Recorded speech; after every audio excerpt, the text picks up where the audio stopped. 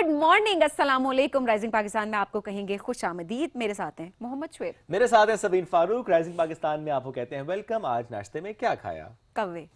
आपने भी नहीं खाए। नहीं खाए? आपने भी नहीं कव्वे खाए? तो नहीं खाए नाश्ते में आज क्योंकि आज तक सबीन की एनर्जी लेवल कुछ और ही है। अच्छा, ओके, इसका मतलब ये कि मैं शायद वक्त पे सो रही हूँ, वक्त पे जाग रही हूँ, सो वो रूटीन आपकी अच्छी होती है तो then you feel energetic. I think सबीन नींद पूरी करना, अच्छा खाना, अच्छी रूटीन रखना, ये भी टैलेंट ही है एक। ये भी एक बहुत मुश्किल तरीन काम है ये। ट्रस्ट मी, मैं उन लोगों पे बहुत मैं उनसे इंस्पायर होती हूँ।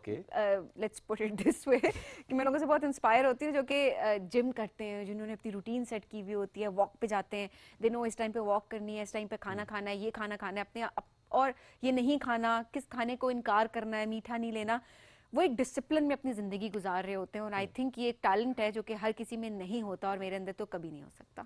अच्छा, डू यू थिंक डिसिप्लिन ये बहुत ज़रूरी है, लेकिन हमारी ज़िंदगी से डिसिप्लिन निकलता चला जा रहा है? बिकॉज हम I don't know, may be Shoaib, इतनी तेज़ ज़िंदगी हो गई है, इतनी फास्ट लाइफ है अब कि आप बाकी चीज़ों में इतने उलझे हुए होते हैं। ये काम हो जाए, वो काम एक पूरा घंटा स्क्रॉलिंग पे लगा देते हैं। वो भी तो एक टास्क है कि आपके माइंड इतना फास्ट पेस पे चल रहा है कि एक इमोशन की रील है, फिर एक और इमोशन की रील है। हाँ, और ये भी कि आप कहीं दूर तो नहीं रह गए, फोमो हो जाता है ना। Yes, fear of missing out. ये एक बड़ा मसला होता है। तो हमें होता है कि नहीं, सोशल मीडिया पे जाना है, अब हमें देखना है, हमें स्क्रॉल करना है। सो या this is how it is. But ये एक टैलेंट है और बहुत सारे लोगों में होता है। But I would love to know कि ये टैलेंट किस तरीके से पॉलिश करते हैं लोग। एब्सोल्युटली ऐसा ही है। और इसके साथ साथ आज हम आगे चलकर जब अपने मेहमानों से बात करेंगे इस दिन, तो हम ये कोशिश भी करेंगे कि ये गुफ्तगू हम रखें कि जो इजी मनी शॉर्टकट हमारे नौजवानों के अंदर ये क्यों आ रहा है एंड इसके रीजंस और इस पे कैसे काम किया जा सकता है, कैसे काम हो रहा है, इस पर हम करेंगे बात। लेकिन अभी हम बढ़ना है क्विकली एक ब्रेक की तरफ। जब ब्रेक से वापस आएंगे तो फिर अपने मेहमानों से कराएंगे अपनी मुलाकात। रहिए हमारे साथ, ये है राइजिंग पाकिस्तान।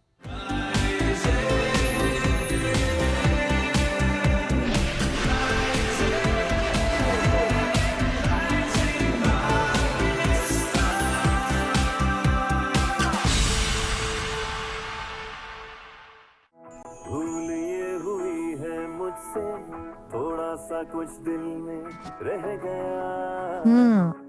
क्या करो? सेट करो खास चाय बना के तुम्हारा मूड। समझते हैं एक दूसरे को, इसीलिए बने हैं एक दूसरे के लिए। जैसे चाय को समझे सिर्फ नेस्ले एवरीडे। From Nestle.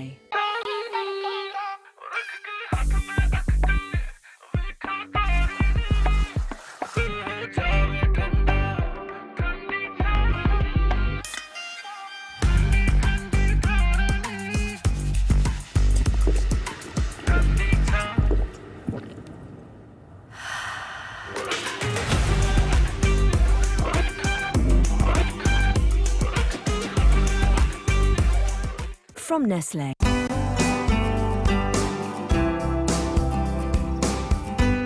रोज एक नई सुबह, नए चेहरों, नए अंदाज के साथ।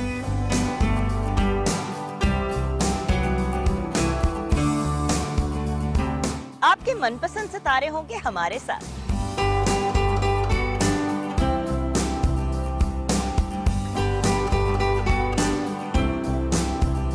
ढेरों खुशियों के साथ करेंगे हल्ला गुल्ला, मस्ती और मजाक।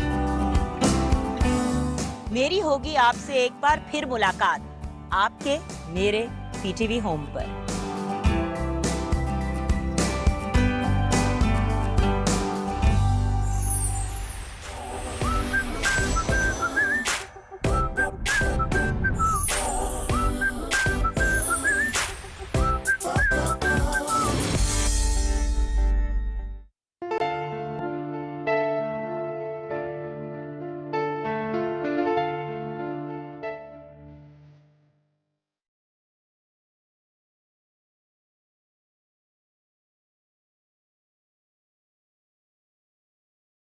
मेरे कई नाम है माइकल।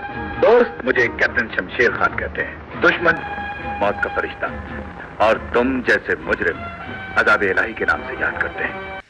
वकील साहब, मेरा सब कुछ मेरी बहन का है। मैं उसकी खुशियों, उसके सुखों के लिए सब कुछ कुर्बान कर सकता हूं। आज से इस घर की मालका मेरी बहन है। ओ नहीं सरदार जी, ਤੁਸੀਂ ਦਵਾਣੀ ਸੇਰ ਦਾ ਦੇਸੀ ਘਿਓ ਖਾਦਾ ਹੋਇਆ ਤੇ ਅਸੀਂ ਆ ਡੱਬੇ ਦਾ ਦੁੱਧ ਪੀਣ ਵਾਲੇ ਤੁਹਾਡਾ ਸਾਡਾ ਮੁਕਾਬਲਾ ਕਿੱਥੋਂ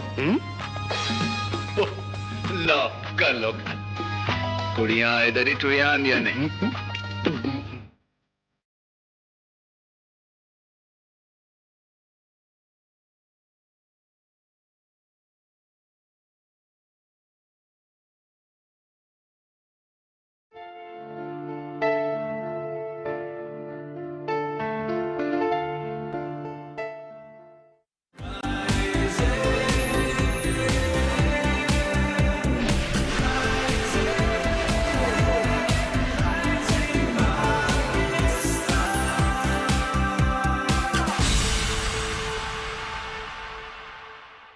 वेलकम बैक जी राइजिंग पाकिस्तान में आपको कहेंगे खुश आमदीद। अब बात करेंगे तालीम के हवाले से। तालीम के साथ साथ स्किल्स कितनी ज़्यादा इम्पॉर्टेंट हैं, अब स्टूडेंट्स के लिए कितना ज़रूरी है कि वो अपने आप को मोल्ड करें। जिस तरह से दौर बदल रहा है उस बदलते हुए दौर के साथ उस दौड़ में शामिल हो जाएं। हम अभी कहते हैं ना दौड़ में शामिल ना हो, अपनी पेस पे चले। नो नो नो, अब वो मेरा ख्याल है अब वो वक्त नहीं रहा, वो टाइम गुजर गए कि आप कहेंगे ठीक है आप अपनी पेस पे चल रहे हैं। नो, आपको उसके साथ उस पेस को मैच करना है, ये अंडरस्टैंड करना है कि इस वक्त ग्लोबली जो अपॉर्चुनिटीज हैं आप उनको अवेल नहीं कर सकते, कैसे अवेल करनी है। एब्सोल्युटली, बिल्कुल जी। तो आज इस हवाले से बात करेंगे कि एजुकेशन के साथ स्किल्स कितने इंपॉर्टेंट हैं, बिलखुसूस कम्युनिकेशन स्किल्स। एग्जैक्टली। तो हमारे साथ इस वक्त मौजूद हैं जी एजुकेशनिस्ट हैं, ट्रेनर हैं, मोटिवेशनल स्पीकर हैं, एंटरप्रेन्योर हैं और राइटर भी हैं। बड़ी ज़बरदस्त एक किताब है जो उन्होंने अभी लिखी है जो कि पब्लिश होनी है, स्कार ऑफ वर्ड्स इसका नाम है।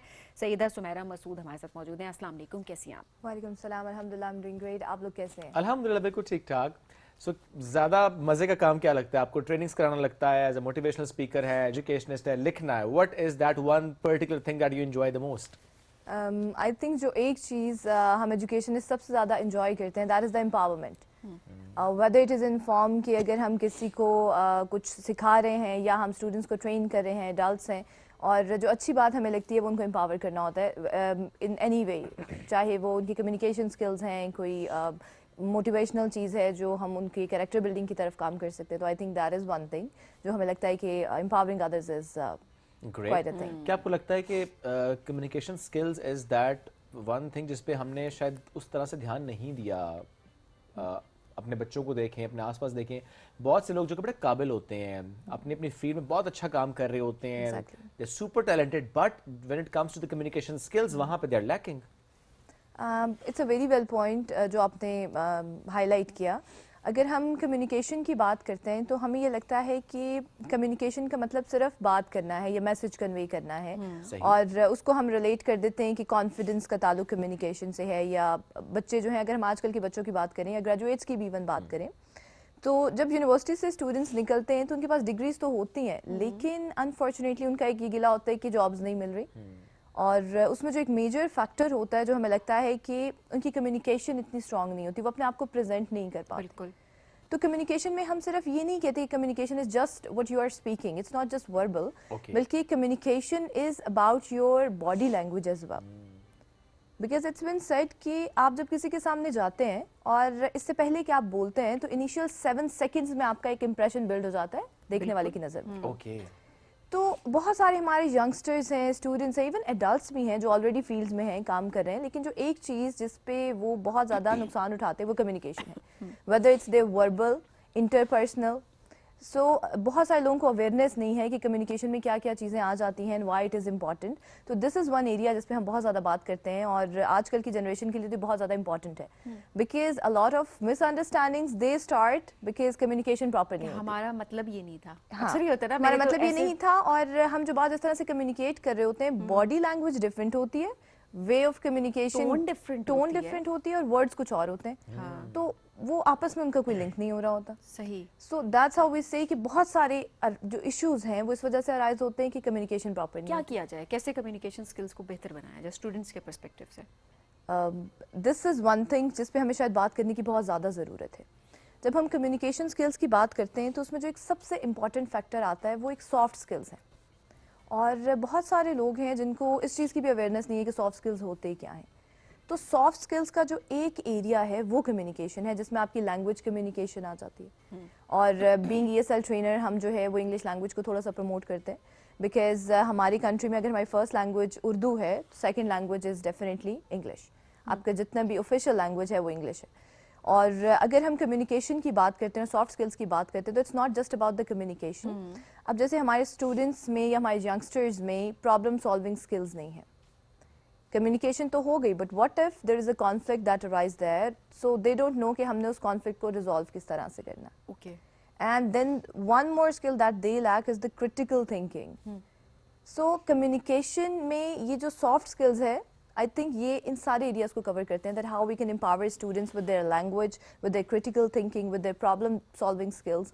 और होलिस्टिकली आई थिंक कि एक स्टूडेंट जो है उसकी जो एक प्रॉपर ग्रोथ है वो होलिस्टिक डेवलपमेंट इन्हीं सॉफ्ट स्किल्स के थ्रू आती है। चाहे वो एक स्टूडेंट हैं, ग्रेजुएट हैं, वो एक एंटरप्रेन्योर हैं, वो किसी जगह जॉब के लिए जा रहे हैं, so this is one thing that they all need to work. अच्छा, क्या सुमेरा ये नेचुरल भी होता है कुछ लोगों में? क्योंकि हमने देखा है नेचुरली वो बात करने में अच्छे होते हैं, कम्युनिकेट मतलब बहुत अच्छा कर रहे होते हैं, कोई कॉन्फ्लिक्ट है वो उसको बहुत अच्छे से केटर कर रहे होंगे, कॉन्फ्लिक्ट रेजोल्यूशन की तरफ जा रहे होंगे। इनफैक्ट अगर कोई कॉन्फ्लिक्ट आ गया तो उनको बुलाया जाएगा कि अच्छा, और जब उनसे बात करें वो कहते हैं हमने सीखा नहीं है कहीं से। क्या वाकई नहीं सीखा होता, ये नेचुरली होता है, या जिंदगी के कुछ एक्सपीरियंसेस होते हैं जो उनको सिखा देते हैं?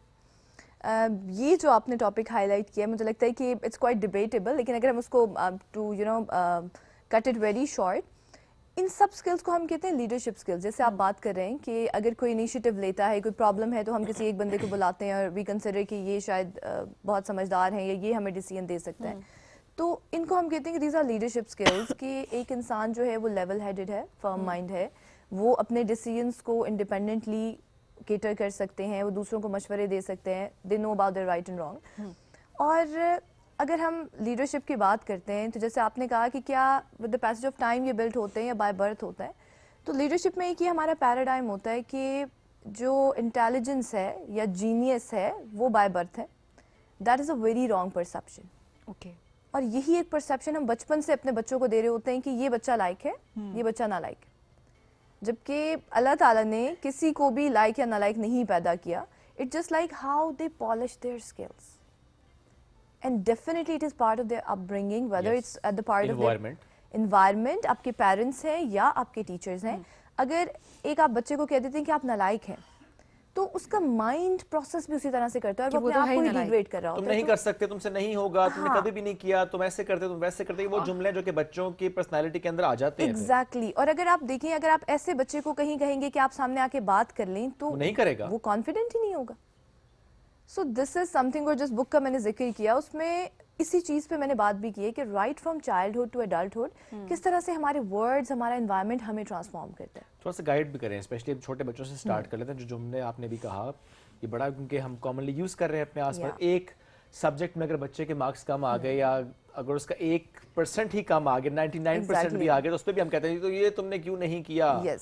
बजाय इसके हम किसी और तरीके से बात करें, next time will do it, next time हम कर सकते हैं, ये हो जाएगा, यू हैव दैट पोटेंशियल, हम और बेहतर करेंगे। हम इन जुमलों के बजाय इस्तेमाल दूसरे जुमले करते हैं। मैं तुम्हारा ये बंद कर दूंगा, तुम्हारा टीवी बंद, तुम्हारा फोन बंद, तुम्हारा टॉय बंद, तुम बाहर नहीं जाओगे, तुम ऐसे हो, तुम वैसे हो। तो ये रवैया हमारा बच्चे की पर्सनालिटी में आ रहा है। सो क्या करना चाहिए? तो अच्छे जुमले बताएं, वो चीजें जो कि माएँ और फॉर श्योर घर में जितने बड़े हैं जो बच्चों से डील कर रहे होते हैं, इवन टीचर्स, वो क्या करें? अगर हम इस पॉइंट को हाईलाइट करते हैं, तो इसमें आई थिंक जो सबसे इंपॉर्टेंट चीज़ है ना, that is the positivity. Because what we inculcate in our generation, even हम यंगस्टर्स को भी बताते हैं कि we all are habitual to criticize others in a negative way, कि उसके कपड़े कैसे हैं, उसका कलर, रेसिज्म में जा रहे हैं, फोकस तो करना ही नहीं। हाँ, हम जब भी किसी से मिलते हैं तो हम ये नहीं देखते कि ओके उसने कितने अच्छे से ग्रीट किया या बात कितने अच्छे से की, बल्कि हम नेगेटिव एस्पेक्ट को देखते हैं। So the one thing that we have to inculcate in our lives, in our school, education, academia is the positivity. Yes. कि हम अपने बच्चों को एक नेगेटिव कंपटीशन में ना लेके जाए। हम बच्चों को compete करवा रहे होते हैं कि अच्छा आपकी फुप्पो का बेटा है तो आपने उससे ज़्यादा मार्क्स लेने हैं। हाँ। हम बच्चे को कभी ये नहीं कहते कि you are good in this thing and that's it. There is no negative competition because every human being is very different. Very true. तो हमारा कोई कंपटीशन नहीं हो सकता है। अब जो जिस चीज़ में आप बहुत अच्छे हैं वो हमसे नहीं हो सकती, और जिस चीज़ में हम बहुत अच्छे हैं may be that's not your cup of T. तो हमें एक ये माइंडसेट इनकलकेट और ये करने की जरूरत अंडरस्टैंड है। भी करना चाहिए Exactly. कि हम हर चीज में अच्छे नहीं हो सकते, इट्स नॉर्मल। और ये सीखना भी है, ये भी जरूरी है, क्योंकि अक्सर लोगों को लगता है कि वो हरफन बोला है और वहीं पर मुझे लगता है वहीं पर वो मार खाते हैं, जहाँ पर वो Exactly. सीखना नहीं चाहते, किसी से कुछ पूछना नहीं चाहते, और वो कहते हैं बस हमें सब आता है। या एक्सेप्टेंस एंड अडेप्टेबिलिटी, कि हमें अपने बच्चों को एक्सेप्टेंस सिखानी चाहिए कि फर्स्ट अगर एक चीज आप में नहीं है तो इट्स नॉट लाइक कि आप किसी से कम है, but what you have that is your ability and you are very good in that and you can excel. अच्छा, ऐसे में सुमैरा, क्या हमारे जो हम जिन बच्चों को बोलते हैं बड़े टैलेंटेड बच्चे हैं, यूनिवर्सिटी लेवल की भी बात करूंगी, गोल्ड मेडलिस्ट हमारे, उनको भी बार बार यही चीज़ बताई जा रही होती है, जस्ट बिकॉज उनके ग्रेड्स अच्छे आ जाते हैं, उनका CGPA बहुत अच्छा आया, गोल्ड मेडल उन्होंने किया, तो हम उनकी एक परफेक्ट इमेज जो है हमने यूनिवर्सिटी में क्लास में उनके सामने रखा होता है कि दे आर परफेक्ट, और हम उनको उनकी कमियां भी नहीं बता रहे होते कि ये चीज़ें हैं जिन पे काम करने की ज़रूरत है।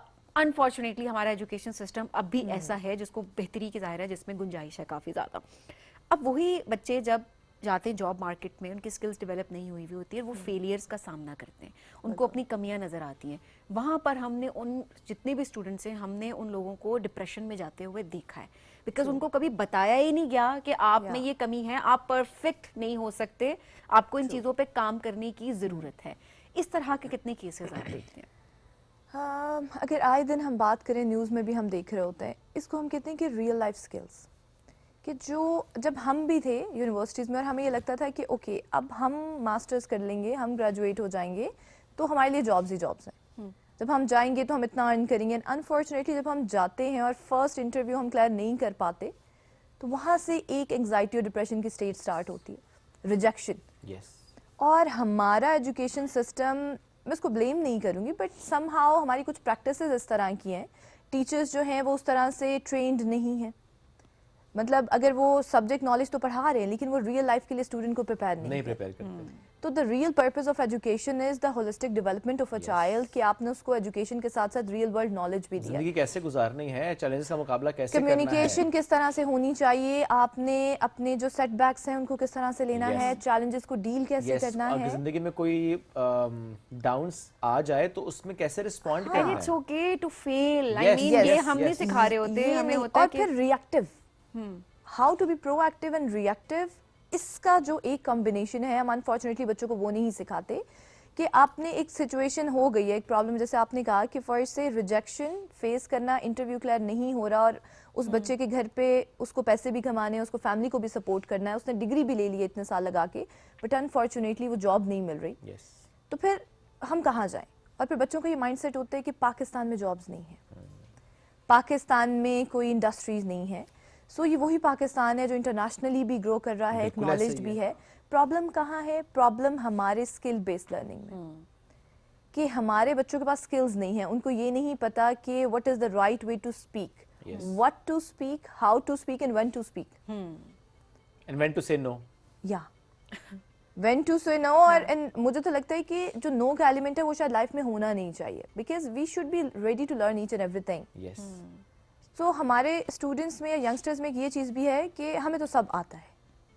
So when you are coming up with this mindset, तो आप फिर कुछ लर्न नहीं कर सकते, और जब तक आप दुनिया के साथ नए टेक्नोलॉजी को सीख के, चीज़ों को सीख के आगे नहीं जा रहे, तब तक नहीं जा सकते। ये राय भी होती है ना, वो स्टूडेंट्स कहते हैं हम कर लेंगे, हमें जो काम आप देंगे ना हम कर लेंगे, हम we are a quick learner, ये हम सीवी में लिख भी देते हैं, मेरा क्विक लर्नर, हम फौरन सीख जाएंगे, हम कर लेंगे। लेकिन मैं उस दिन एक पोस्ट देख रहा था, उसमें एम्प्लॉयर ने कहा कि अगर मैंने आप लोगों को हायर करके सिखाना है और सारी इन्वेस्टमेंट उसमें करनी है तो मैं क्या करूंगा, मेरे किसी काम के नहीं है आप। मैं चाहता हूं कि वी शुड ग्रो टुगेदर, आप अपनी एक्सपर्टीज या आप जो भी आपकी नॉलेज है वो लेकर आए और हम मिलकर आगे चलें। बजाय इसके जॉब मार्केट में होता भी ऐसे ही है, and it's a big question कि जब आप जॉब के लिए जाते हैं तो वहां पे लिखा होता है कि experience is needed for that. तो अब जो एक फ्रेश ग्रेजुएट है वो एक्सपीरियंस कहां से लाएगा?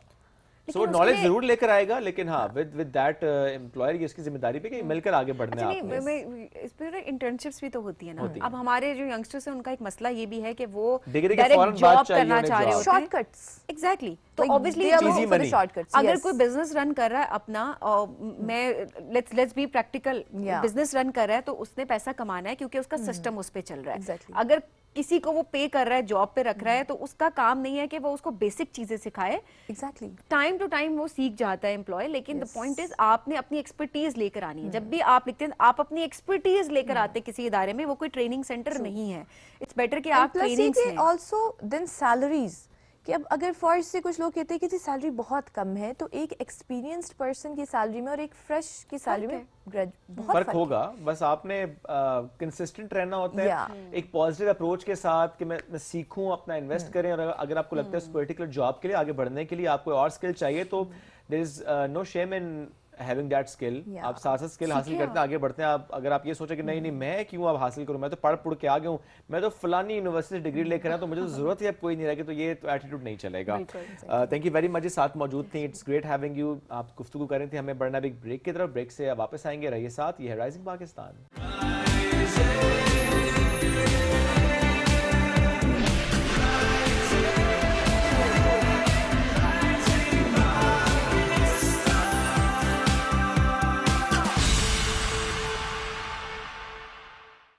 भूल ये हुई है मुझसे, थोड़ा सा कुछ दिल में रह गया। क्या करूं?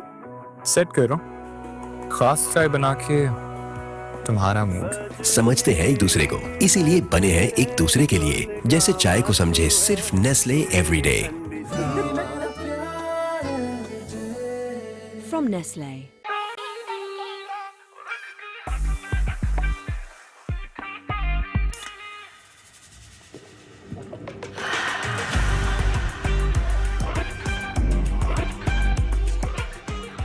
From Nestle. हम अजीम सुल्तान सुलेमान खान के खास लोग हैं। आप हम पर तो एतमाद नहीं कर रहे, हमारे सुल्तान पर तो करते ही होंगे। इस मर्तबा तुम्हारी पेशगोई झूठी है, तो तुम्हें याद होगा कि तुम्हारे आगा को भी वहीं कत्ल किया गया था। अपनी नापाक जबान से मेरे आगा का नाम मत लेना। आपके दोस्त की वजह से वबा फैलने नहीं दे सकता मैं। इस्तरोजी, ऐसा मत करो। बारबरोसा और आयतन सियाना नहीं बल्कि फ्लोरेंस गए थे। बेहतर यही होगा कि फिलवक्त तुम इससे बेखबर रहो। फौरन जाकर अपना काम मुकम्मल करो, समझे? खुदा का शुक्र है कि तुम जिंदा हो। लूना, आखिर तुमने मेरे बेटे पर ऐसा क्या जादू कर दिया है? हट जाओ वहां से।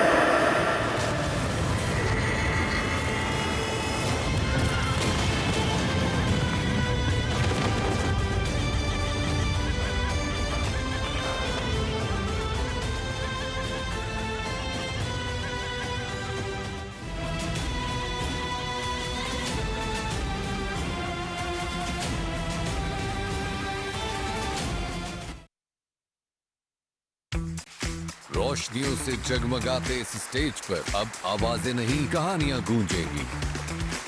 Meet the Sweet 16, the Super 16, the Final 16. ये वो स्टेज है जब ख्वाबों को मिलता है mic. 16 reasons to watch, 16 stories, one stage. अब बात सिर्फ गाने की नहीं, ये है हिम्मत, जज्बे और एतमाद की आजमाइश। काला राउंड है, गला तो देखना पड़ेगा, ऐसे तो नहीं जाने देंगे। लेकिन अब फैसला सिर्फ जजेस का नहीं, पूरे पाकिस्तान का है। 16 hopes, 16 dreams, the top 16. देखना मत भूलिएगा पाकिस्तान आइडल गाला राउंड, जहां आवाज ही नहीं जज्बा भी बोलता है।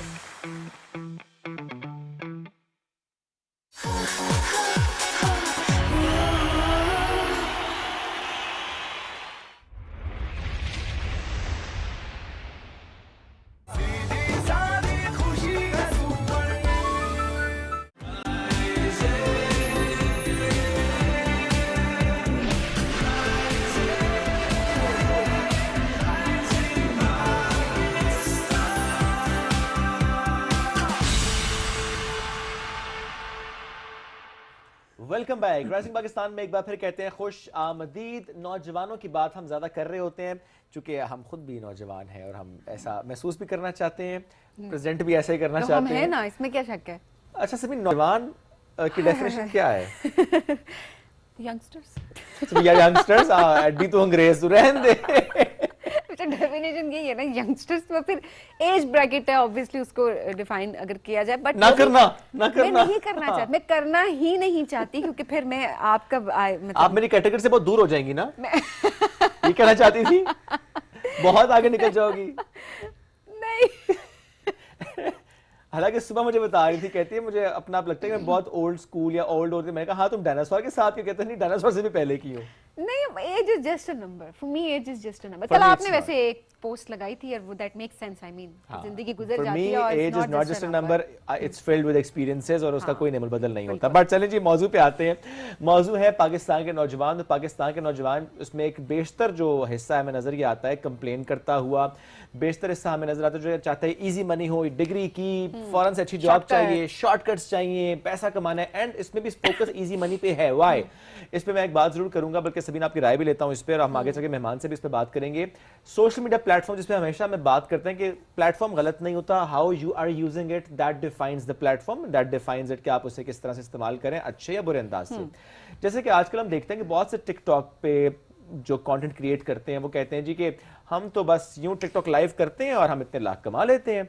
अच्छा, उससे क्या होता है? उससे नौजवानों को लगता है कि बस आपने एक प्लेटफॉर्म पे बैठना है, आपने सिर्फ आए बाएं शाएं करनी है। और Shoaib, to be very honest, कुछ कंटेंट मैं टिकटॉक पे नहीं हूँ, होना चाहिए क्योंकि नहीं होना, इसमें कोई बुराई नहीं, आप टिकटॉक बुराई बता रहे हैं सिर्फ। हाँ, आप हो टिकटॉक पे, आप अच्छा कंटेंट भी बहुत सारे लोग कर रहे हैं सोशल मीडिया प्लेटफॉर्म पे, टिकटॉक हो, इंस्टा हो, फेसबुक हो, वो एक्स हो, हम ओवरऑल देख रहे होते हैं। द पॉइंट इज एक अपनी वैल्यूज को मद्देनजर रखना बहुत इंपॉर्टेंट है। पैसा कमाना मकसद नहीं सिर्फ होना चाहिए, पैसा किस तरीके से आप कमा रहे हैं, हलाल तरीके से, एक एथिकल तरीके से, वो बहुत मैटर करता है। मैं टिकटॉक लाइव में जिस तरह से कुछ क्लिप्स सोशल मीडिया पे हम बाकी इंस्टा पे या फेसबुक पे देख रहे होते, कुछ क्लिप्स आए हुए होते, टू बी वेरी ऑनेस्ट वो क्लिप आप अपनी फैमिली के साथ या आप अकेले बैठकर भी नहीं देख सकते। वो इस तरह का कंटेंट होता है। पैसे तो आ रहे हैं उससे, क्योंकि देखने वाले देख रहे हैं, पैसा लुटा रहे हैं, वो चीज़ अपनी जगह पे, बट आप उसको इजी मनी जरूर कहेंगे, लेकिन उसको आप एक अच्छी सोर्स ऑफ इनकम नहीं कह सकते। एब्सोल्युटली ऐसा ही है, और ये हमने राय अपनी जरूर इसमें शामिल भी किया और हम आगे चलकर इस पर डिस्कस करेंगे भी। इस पे हमारे मेहमानों की राय भी हमारे लिए बहुत रिस्पेक्टेबल है कि हम उनसे जानेंगे कि वो इस बारे में क्या राय रखते हैं, स्पेशली वो गेस्ट जो कि अपनी पूरी, उन्होंने कहता हूँ कि जिंदगी ना नौजवानों पे, उनको एम्पावर करने पे, उनके स्किल पर, उस पर जो है वो सर्व कर रहे हैं। आज एक ऐसी ही जबरदस्त मेहमान ने हमें ज्वाइन किया है। She is a wonderful friend, she is a wonderful human. जबरदस्त काम माशाल्लाह वो कर रहे हैं, कई साल से करें। उनका इदारा है बरगद के नाम से, शी इज एग्जीक्यूटिव डायरेक्टर। लेकिन इस वक्त जो उनको बुलाने का मकसद है वो ये है कि उन्होंने पाकिस्तान का सर फख्र से बुलंद किया है माशाल्लाह हम सब का, चूंकि 5th एक कॉन्फ्रेंस हुई थी, it's global youth work conference, Commonwealth award, Commonwealth youth work award उन्होंने अपने नाम किया है।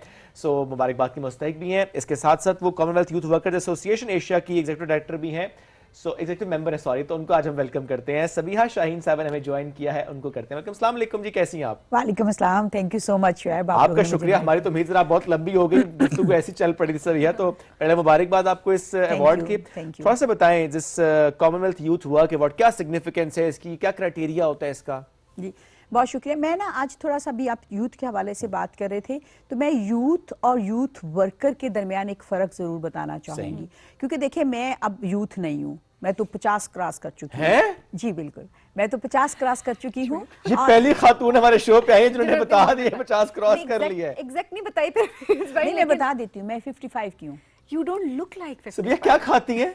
अच्छा नहीं, ये हम इस बहस को छोड़ते हैं, क्योंकि देखिए मैं, और ये बात मैं इसलिए बताना चाहती हूँ क्योंकि देखें अभी हो सकता है सुनने वाले लोग आपके प्रोग्राम के नीचे लिखना शुरू कर दें, जी ये एक बुढ़ी औरत है इसको यूथ अवार्ड मिला है, ये एक बुढ़ी औरत है इसको, मतलब ये होता है हमारे, है ना? तो मैं इसलिए चाहूँ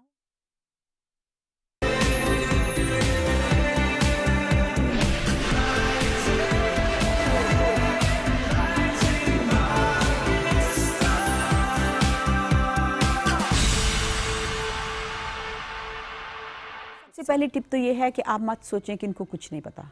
जो हमारे बड़ों के होता है ना कि आपको क्या पता है, मैं कहती हूँ ये जुमला खत्म कर दें जिंदगियों से। मैं अब कहूँ कि आप दोनों नौजवान बैठे हो, आपको क्या पता है, बहुत सारी चीजें ऐसी होंगी आप लोगों को मुझसे कहीं ज्यादा बेहतर पता होगा। सबिया, मैंने सभी ने फेस किया है जी। लिटरली हमने कुछ सवाल किए किसी से, हमें आगे सुनने को मिला इतनी तो आपकी उम्र ही नहीं है जितना हमारा तजुर्बा, हमारे का हमारे सवाल का हमारी उम्र से क्या ताल्लुक है? तो सवाल है सिर्फ। दूसरी बात, बुजुर्गों को और मेरे जैसे बुड्ढों को सवाल करने को इनकरेज करना चाहिए।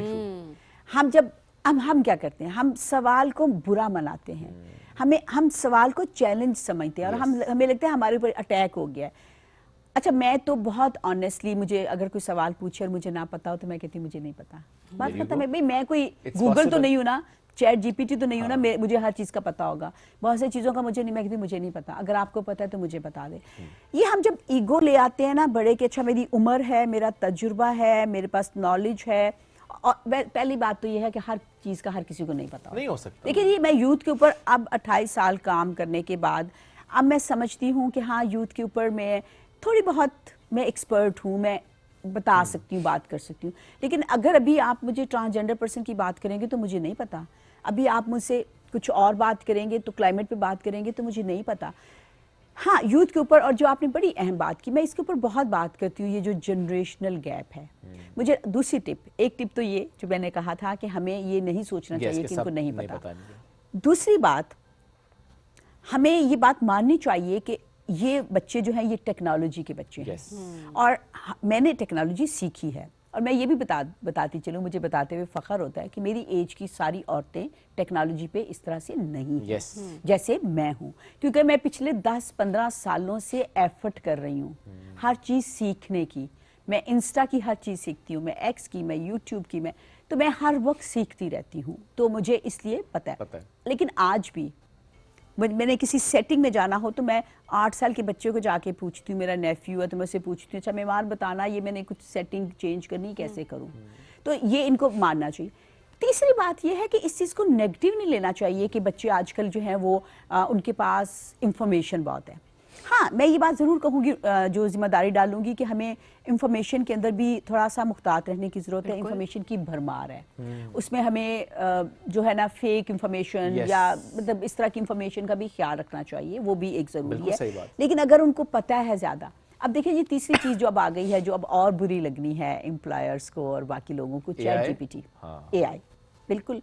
क्योंकि अगर वो, अच्छा मैं इसके इस्तेमाल के ख़िलाफ़ नहीं हूँ, हाँ मैं ये कहती हूँ कि सोच समझ के करें, सीख के करें। अब और ये सही नहीं तरह से इस्तेमाल करें, प्रॉम्प्ट अच्छा देंगे तो काम अच्छा होगा, वरना काम खराब हो जाएगा। एग्जैक्टली। इन एनीवेज AI ने आपको असिस्ट करना है, सपोर्ट करना है, प्रोडक्टिव बनाना है, टाइम बचाना है, रिप्लेस बार नहीं करना। सभी वक्त पर मकसद। लास्टली एक ऐसी टिप जो आप देना चाहती हो नौजवानों को, बिकॉज आप काम करें माशाल्लाह उनके लिए, कि do this one thing in your life to be productive और to do good in your life. मुझे लगता है मेहनत करें और पॉजिटिव रहें। Very right. मतलब ये जो होता है ना, मुझे थोड़ा कोफ्त होती है जब मैं किसी से भी सुनती हूँ गिले शिकवे हर वक्त के ना, ये हो गया वो हो गया, ये नहीं मिल रहा वो नहीं मिल रहा। सब कुछ नहीं मिलता और कुछ भी करने के लिए आपको मेहनत करनी पड़ती है। सबको सब नहीं मिलता। हाँ सबको सब नहीं मिलता। क्या बात है, क्या बात। तो हमें मेहनत करनी चाहिए, पॉजिटिव रहना चाहिए। और एक बात मैं जरूर नौजवानों को कहती हूँ कि जवानी में जितना एंजॉय कर सकते हो करो। ले समीन जी ले अपनी जिंदगी, जी ले अपनी जिंदगी। Sabiha, thank you very much. It's great having you. माशाल्लाह, what an energy. Exactly. और मुझे नहीं पता था ये, आज आपने बता दिया मुझे एज से मुताल्लिक। मैं पूछूंगा आपसे, टिप्स लूंगा। एक तो आपने कहा ना आप 16-18 घंटे माशाल्लाह काम करती हैं। अर्ली राइजर हैं, सबसे अर्ली राइजर हैं। देखिए जो होता है ना कि आप काम कर रहे होते हैं एनर्जी के साथ, that keeps you going, that keeps you stay young. Actually वो जो एनर्जी होती है वो फिर नजर भी आती है। वो मैं अच्छा खाती हूँ। अच्छा खाती हैं, वेरी राइट। और सीक्रेट्स हम जरा इस प्रोग्राम के बाद पूछते हैं ना। Absolutely. Sabiha, once again, thank you very much for joining us today. हम बढ़ेंगे नाज़रीन ब्रेक की तरफ, ब्रेक से वापस आते रहिए साथ। ये है राइजिंग पाकिस्तान।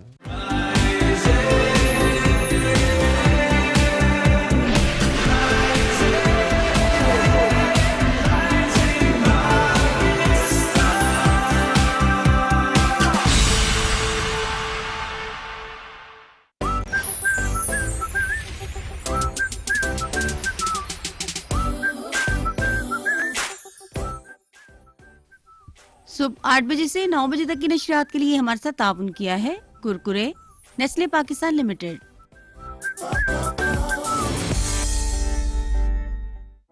भूल ये हुई है मुझसे, थोड़ा सा कुछ दिल में रह गया। क्या करो? सेट करो खास चाय बना के तुम्हारा मूड। समझते हैं एक दूसरे को, इसीलिए बने हैं एक दूसरे के लिए। जैसे चाय को समझे सिर्फ Nestle everyday. From Nestle.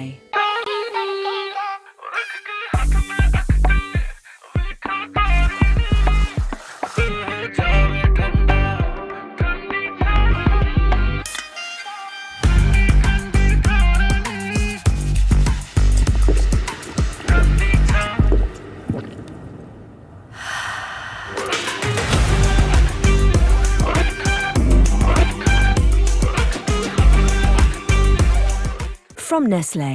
Uncle एक कुरकुरे। कुरकुरे ही क्यों?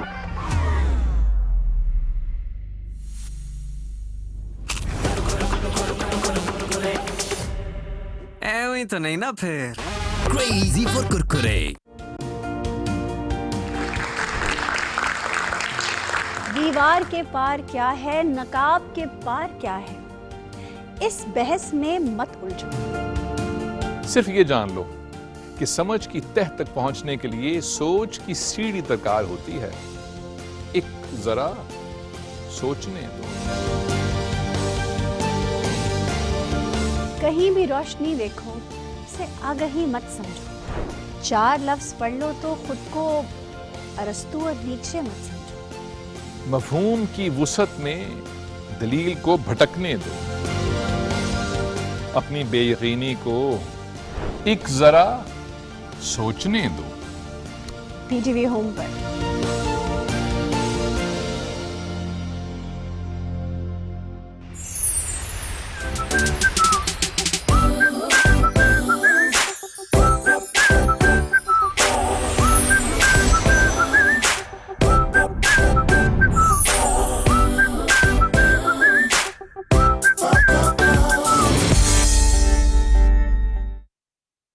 अंकल एक कुरकुरे।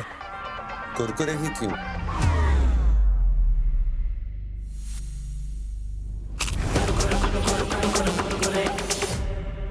ऐਵੇਂ तो नहीं ना फिर। Crazy for Kurkure.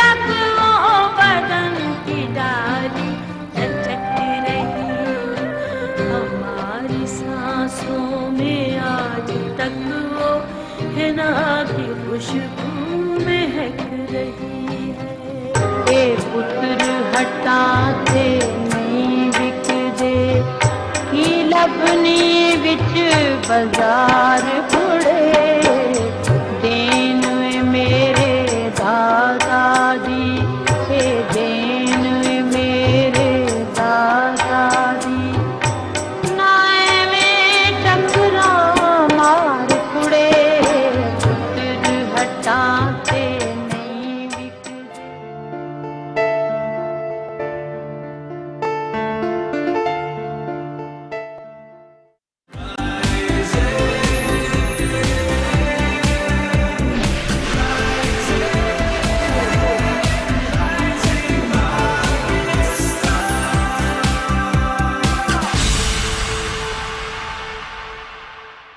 Welcome back ji rising Pakistan में आपको कहेंगे खुश आमदीद। और इस वक्त बड़े मज़े के खानों की खुशबुएं जो हैं वो हमें आ रही हैं और खाने में बड़े मज़े के हमारे सामने। इसका मतलब ये है कि ज़बरदस्त शेफ़ हमारे साथ मौजूद है। हिना रज़ा इनका नाम है जी। होम बेस्ड बिजनेस अपना चला रही हैं, बड़ी ज़बरदस्त कुकिंग करती हैं। और बहुत अच्छी चीज़ ये होती है जब आपका शौक हो और आपको ये पता हो कि आप इस चीज़ में बेस्ट हैं और वही चीज़ जो है आप उसको अपने कारोबार की सूरत उसको जब शक्ल दे देते हैं। तो ये मुझे ऐसी स्टोरीज इतनी अच्छी लग रही होती हैं।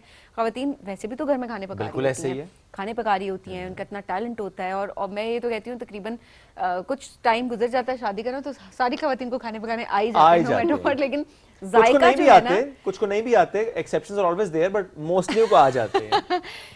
लेकिन इट्स ओके, कुछ ना कुछ तो पका ही लेती हूँ, but obviously I am not an expert ना। You will be inshallah. One day you will be an expert. I want to be. आप हर चीज आपको अच्छे तरीके से आनी चाहिए। Absolutely ऐसे है। तो आपने बात की हिना रज़ा साहिबा की, आज हमारे साथ वो मौजूद हैं। 1 साल से as a home based chef वो काम कर रही हैं। किस तरीके से उन्होंने स्टार्ट किया, चैलेंजेस क्या आए, ताकि वो खवातीन जो करना चाहती हैं लेकिन सिरा नहीं मिल रहा कि how and where to start, तो she is an example in front of you जो कि गाइड भी करेंगे। उनको वेलकम करते हैं। अस्सलाम वालेकुम जी, कैसी हैं आप? जी वालेकुम अस्सलाम and thank you so much for calling me. Thank you जी, आपके आने का शुक्रिया। और ज़बरदस्त हमारे सामने कुजीन्स जिसमें मैं पहले जाऊंगा कि जरा बताएं कि boiled rice and it's black pepper chicken, right? जी, ब्लैक पेपर चिकन ओके और चाइनीज नूडल्स। ग्रेट। कैसे स्टार्ट किया है ना साहिब आपने? अच्छा, मैं बेसिकली पहले हमेशा से मैं उसमें एजुकेशन में रही, लेकिन चूंकि with the passage of time आपकी उतनी आप एग्जर्ट और उस तरह से टाइम कंज्यूमिंग घर की रिस्पॉन्सिबिलिटीज़ को आप छोड़ के घर से बाहर नहीं निकल सकते। एट टाइम लाइफ में ऐसा टाइम आ जाता है कि जब आप सुबह से शाम तक के लिए घर को, फैमिली को, रिस्पॉन्सिबिलिटीज़ को नहीं छोड़ के निकल सकते। तो चूँकि I was a working lady from the beginning, शादी के बाद से, तो it was really hard for me कि मैं छोड़ती जॉब अपनी, टीचिंग छोड़ती और उसके बाद मैं घर पे बैठ जाती। सही। तो मुझे सबने बकअप किया कि आपके हाथ में जायका है, आप अच्छा बना लेती हैं, कर लेती हैं, बच्चों ने, फैमिली ने, एंड दे बेसिकली प्रोवोक्ड मी कि I should start something, being at home, कि मुझे जाना भी ना पड़े, बाहर भी ना निकलना पड़े, और एक हेल्दी एक्टिविटी जो कि मुझे कुछ जनरेट भी करके दे रही है इन टर्म्स ऑफ इकोनॉमी, और very good time pass, healthy thing. And आप ये है कि cooking is such a thing कि आप इसमें डेली लर्न करते हैं, आप हर वक्त उसमें सीख रहे होते हैं। वही चीज़ मैं एक दिन बनाती हूँ तो मुझे उसमें फ्लॉज नज़र आते हैं, फिर अगले दिन मैं उसको उससे बेहतर करने की कोशिश करती हूँ। So this it started. आपके अंदर पेशेंस कितना आता है, आपको आप खुद क्रिटिकल हो रहे होते हैं, सेल्फ एनालिसिस अपना कर रहे होते हैं, तो इट्स अ होल प्रोसेस जो आप कर रहे होते हो। अच्छा, क्या ये डर था कि अच्छा मैंने बिजनेस शुरू किया, शायद चले ना, शायद मेरी इन्वेस्टमेंट है इसके ऊपर, बिकॉज कहीं ना कहीं थोड़े रिसोर्सेज तो इन्वॉल्व होते ही हैं थ्रू आउट, क्या ये चीज़ माइंड में रखी थी आपने? जी बिल्कुल, इसमें मैं ये बताना चाहूँगी और बल्कि सबको गाइड भी करना चाहूँगी कि यकीनन ये खौफ तो आपका सबसे पहला खौफ होता है कि आपने कितना इन्वेस्ट करना है, किस तरह लेके चलना है, कि अगर आगे जाके आप इतना इन्वेस्ट कर लें कि आपको फीडबैक उस तरह से ना आए तो आप लॉस में भी ना जाएं और आपके लिए एक डीमोरलाइज भी ना हो। तो उसको मैंने फिर इस तरह से लिया कि I started with very low budget, just कि आपने डेफिनेटली आपको बजट रखना है कि the grocery you have to buy, कितना बनाना है, कितने कस्टमर्स को आपने इन्वॉल्व करना है।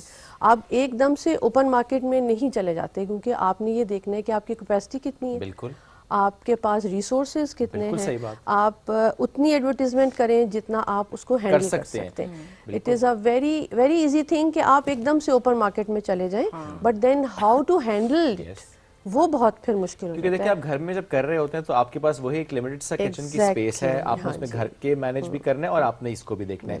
Then you have that fridge जिसमें आप एक लिमिट तक की चीजें रख सकते हैं। ये नहीं हो सकता कि आप कहें जी मैं सुबह उठ के बस राइस बॉईल करके रख दूंगी, रात तक चलेंगे। No, you can't do that, because आपको सारा फ्रेश काम करना पड़ेगा और आपको पूरी मैनेजमेंट करनी पड़ेगी। और जिसको आप खाना भिजवा रहे हैं, स्पेशली होम बेस्ड कुकिंग की मैं ये बात करूंगी कि वो ये होता है कि हम यही देख रहे होते हैं अच्छा होम बेस्ड है तो फ्रेश होगा, आपके माइंड में ये चल रहा होता है कि पुरानी चीज फ्रेश होगा। और आपको हाइजीन पे तो बहुत ही एतबार होता है ना, क्योंकि घर में हम नॉर्मली देखते हैं कि ऑयल के पर्सपेक्टिव से, बाकी चीजों के पर्सपेक्टिव से हम चीजें बहुत ज्यादा एहतियात से इस्तेमाल भी कर रहे होते हैं। अच्छा जी, इस वक्त ये बहुत टेम्पटिंग लग रहा है, क्या खाना चाहिए वांट टू ट्राई समथिंग, एक मिनट को सबिन ये बताओ राइस के ऊपर क्या है? मेरा ये खुद बताएंगे हम क्या। आप लोग दोनों चीजें ट्राई करें और थोड़ा सा ये है कि बिल्कुल नहीं आप दोनों ट्राई करें। नूडल्स तो आप अकेले भी ले सकते हैं, मतलब it can be a single thing, लेकिन वो दोनों एक दूसरे को कॉम्प्लीमेंट करेंगे, राइस एंड चलिए शोएब, आप ना मैं बात करती हूं। ये बताओ कि राइस के ऊपर क्या रखा हुआ है? राइस के ऊपर क्या रखा है? अभी नाज़रीन पता चल रहा है सरीन कितना किचन में जाती है। राइस वो जो खड़े मसाले होते हैं उनमें से कोई चीज है। ओके, नॉट खड़ा मसाला ना, चलें आधी बात तो ठीक हो गई। वन ऑफ द खड़ा मसाला बताओ ना। ये क्या नाज़रीन ये देख लें, अब I don't zoom it, but बताओ क्या है ये है। मैं बताती हूँ, मुझे इसका पता है। थोड़ी सी चीटिंग कर लूं मैं? नहीं, नो चीटिंग। ये फूल है। ओह वाओ, आधी बात तो ठीक हो गई, आधी बात ठीक हो गई। किसका फूल है? नहीं, ये इलायची टाइप है, जो मोटी है। ओ मेरे खुदाया सबीन, रहने दो, बादियान का फूल है ये। आधा मैंने ठीक बताया कि ठीक है फूल है कोई, लेकिन मुझे भूल गया कि किस चीज का फूल है। ये मैं बताना चाहूंगी कि ये वाकई बादियान का फूल है और स्टार एनिस इसको इंग्लिश में कहते हैं। ये चाइनीज कुजीन का एक बहुत ही इम्पोर्टेंट इंग्रेडिएंट है क्योंकि आप जब जाएंगे जो एक ऑथेंटिक चाइनीज पे आप जाएंगे तो आपको जो बॉइल्ड राइस है स्पेशली उसमें आपको एक अरोमा आ रहा होगा। एक स्पेशल सा अरोमा होता है जो कि ना लौंग का होता है ना किसी चीज का होता है। इट इज जस्ट दिस और साथ थोड़ा सा सॉल्ट के साथ अब जब बॉईल करते हैं तो ये एक छोटी सी टिप है। अच्छा हिना सॉरी ये थोड़ा स्टिकी राइस लग रहे हैं मुझे। जी it is they are supposed to be sticky. Please ये बताएं स्टिकी राइस कैसे बनते हैं? स्टिकी राइस इस तरह से, एक तो ये कि अगर आपको बहुत ऑथेंटिक चाहिए तो आपको थाई राइस यूज करते हैं उसके लिए। थाई राइस वैरायटी डिफरेंट है वो है ही Thai rice they are from जी, क्योंकि वो उनमें ग्लूटेन बहुत ज्यादा होता है। क्योंकि मैंगो स्टिकी राइस बहुत फेमस डिजर्ट है थाईलैंड में, तो मुझे बिल्कुल डेफिनेटली वो वही स्टिकी राइस है जिसके साथ वो उसको डिजर्ट की शक्ल देते हैं। तो उसमें ये होता है कि वो जब आप बॉईल करते हैं ना तो उनके ग्लूटेन चूंकि उनमें ज्यादा है तो दे स्टिक टुगेदर। दे दिया है प्लेट में इतना खा लोगी आई नो दैट। मुझे लगता नहीं है। आई नो खा लोगी।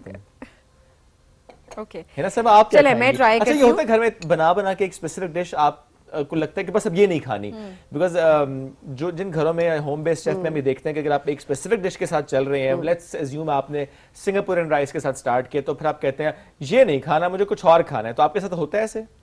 नॉर्मली इसलिए होता है, अक्सर हो भी जाता है। आप इतने वो उसको सूंघ के और चक के जो है ना, लेकिन मैंने इस तरह से शुरू किया कि मैंने डेली मेन्यू के साथ शुरू किया। डिफरेंट मेन्यू जी daily different menu for the whole working 5 days. अभी डिफरेंट मेन्यू आपका रोज? जी बिल्कुल डिफरेंट मेन्यू में रखती हूँ मैं रोज। और फिर उसमें ये होता है कि जो मेरे कस्टमर्स हैं मैं उनको सुबह ही अपडेट कर देती हूँ कि ये आज का मेन्यू है और फिर मुझे 10-11 बजे तक सब ऑर्डर्स आ जाते हैं। Really nice. मैं थोड़ा सा इसको फीडबैक भी देना चाहूंगी।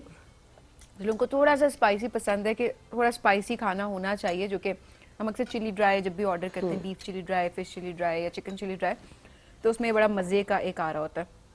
मैंने कहा एक ही दफा ना दोनों निकाल लो जरा। ब्लैक पेपर चिकन, तो वो ब्लैक पेपर का प्रॉपर इसके अंदर टेस्ट फील हो रहा है। अच्छा ये बड़ा इंपॉर्टेंट होता है कि आप कोई भी चीज अगर बना रहे हैं, कोई ऑर्डर कर रहा है तो उसको स्पेसिफिक चीज की क्रेविंग हो रही है। एग्जैक्टली तो अक्सर हम देख रहे होते हैं चाइनीज में कि सारी चीजें एक ही तरह की लग रही होती हैं जब आप ऑर्डर करते हैं। तो वो जो आपकी क्रेविंग है वो किसी तरीके से मतलब आप उससे सेटिस्फाई नहीं हो रहे होते। जी बिल्कुल, मेरी कोशिश यही होती है कि ऑथेंटिक चाइनीज इंग्रेडिएंट्स यूज किए जाएं।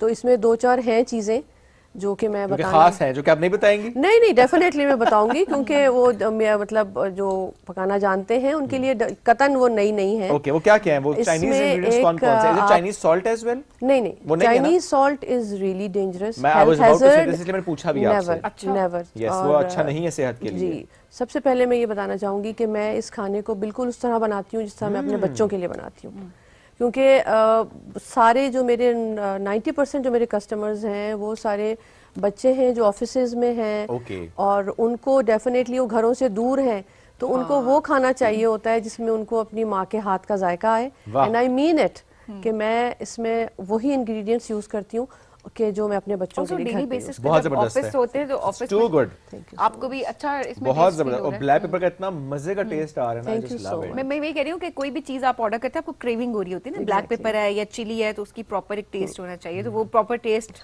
इसके अंदर फील हो रहा है। नॉर्मली इसके वही जो नॉर्मल इंग्रेडिएंट्स होते हैं, सोया सॉस है, ब्लैक डार्क सोया सॉस है, स्पेशल इंग्रेडिएंट भी तो है जी। ना, नहीं वही मैं प्यार है जो कि आपने बताया खाने का जायका। 2-3 चीजें हैं जो इसमें मैं डालती हूँ। वो एक तो है सिचुआन पेपर ऑयल होता है, हाँ जी, एक वो है, एक सेसमन ऑयल होता है, एक रेड चिली ऑयल होता है। ये आप जब इनके साथ चिली ऑयल, हाँ जी, okay this is new for me. अच्छा नहीं ये बहुत इनहेंस हो जाता है इसका टेस्ट, क्योंकि मेरे हस्बैंड एयरफोर्स में थे और हम लोग को 4-5 साल चाइना रह के आए, तो वहाँ फिर मैंने इसको सीखा, खास तौर पे चाइनीज। ये बताया आपके हस्बैंड की फेवरेट डिश कौन सी है जो आपसे फरमाइश होती है? वो सबको चाइनीज बहुत पसंद है। इसीलिए मेरा ख्याल है आपने आज प्रेफर किया कि आप चाइनीज बनाएं। बिल्कुल मैंने वो प्रेफर किया। ओके अच्छा जब हम जैसे चाइनीज की बात कर रहे होते हैं हमारे यहाँ जो भी डिश इंट्रोड्यूस होती है, जो कि एक अच्छी बात भी है कि आपके टेस्ट पाकिस्तानी टच के साथ होती है, आई थिंक ये अच्छी बात भी है, अदरवाइज लोग नहीं खा रहे, हमारा टेस्ट डेवलप नहीं हुआ होता। क्या ये चैलेंजिंग होता है कि जो ओरिजिनल डिश है उसको लेकर आना, फिर पाकिस्तानी टेस्ट के हिसाब से उसको मोल्ड करना ताकि लोगों को पसंद भी आ जाए?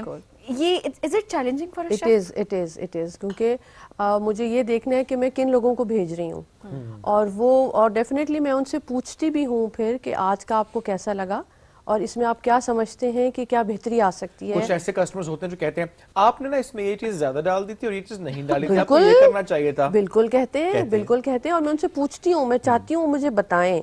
साइलेंस अच्छी नहीं होती, फीडबैक बहुत अच्छा होता है, वो मेरे लिए अच्छा है, मेरी इम्प्रूवमेंट के लिए अच्छा है।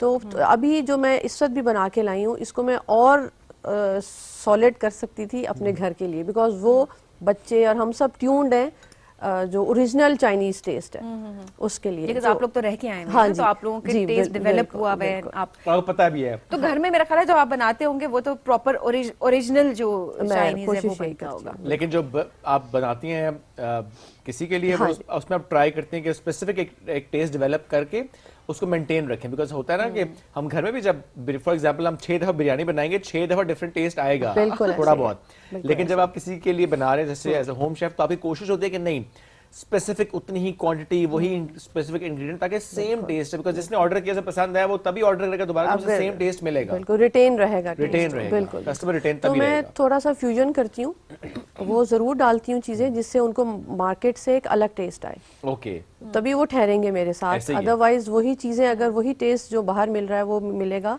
तो फिर वो definitely track Monday to Sunday जो आपने स्पेसिफिक रखा हुआ है, Monday to Friday Saturday Sunday घर सिर्फ वो हस्बैंड की पसंद का खाना बनेगा, बच्चों की पसंद का बनेगा। और मंडे टू फ्राइडे ऑफिसेस भी मंडे टू फ्राइडे ज्यादा होते हैं ना, तो ऑर्डर्स भी होते हैं। सो मंडे टू फ्राइडे का मेन्यू क्या होता है? मंडे का फ्राइडे का मैं मिक्स रखती हूँ, देसी भी रखती हूँ। फ्राइडे इज बिरयानी, हमारा पाकिस्तान का नेशनल फूड। हाँ जी, नेशनल है जी फ्राइडे का बिरयानी। फ्राइडे इज बिरयानी, बिरयानी है, साथ में सादा दाल चावल कबाब चटनी वो भी रखती हूँ, और एक दिन चाइनीज का होता है, एक दिन पास्ताज होते हैं, ताकि हर चीज सबको मिलती रहे इस तरह जिसकी जो चॉइस है उस हिसाब से। अच्छा, मैं ये थोड़ा मार्केटिंग के पर्सपेक्टिव से भी बात करना चाह रही थी कि होम बेस्ड बिजनेसेस बहुत सारी खवातीन स्टार्ट करना चाहती हैं, काम करना भी चाहिए उस हिसाब से। मैं तो कहती हूँ कि क्योंकि आपका टैलेंट है तो उस टैलेंट से आप अर्न भी करें ना, जिस तरह मर्जी है। सो किस तरीके से स्टार्ट करें, थोड़ा सा गाइडेंस के पर्सपेक्टिव से बताइएगा, क्योंकि अक्सर लोग जो हैं वो डिसहार्ट हो जाते हैं कि ठीक है हमारी चीज़ नहीं बिक रही, हम लोगों तक कैसे पहुंचे। जैसे खवातीन जब घर बैठी होती है तो उनका इतना एक्सपोजर भी नहीं होता।